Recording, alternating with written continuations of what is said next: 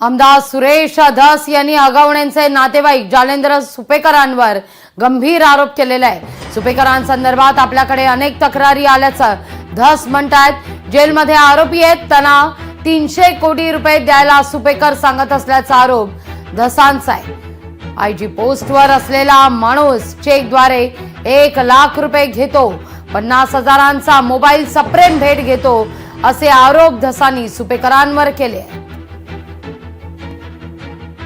तो हगवण्याचा कोणतरी तो नातेवाईक आहे, सुपेकर का कोण हे म्हणजे पोलीस याच्यामध्ये आयजी या पोस्ट पर्यंत आयजी पोस्टवर असलेला माणूस रोख 1 लाख रुपये घेतो चेकद्वारे आणि 50,000 रुपयाचा मोबाईल का काय घेतो सप्रेम भेट। याच्यापेक्षा दुर्दैव कोणता आहे? या सुपेकराबद्दल बऱ्याचशा तक्रारी माझ्याकडे सुद्धा आलेल्या आहेत। जेलमध्ये जे आरोपी आहेत त्यांना 300 कोटी रुपये आम्हाला दे मानण्याची सुद्धा एक गंभीर तक्रार याच सुपेकरांच्या विरोधात आहे।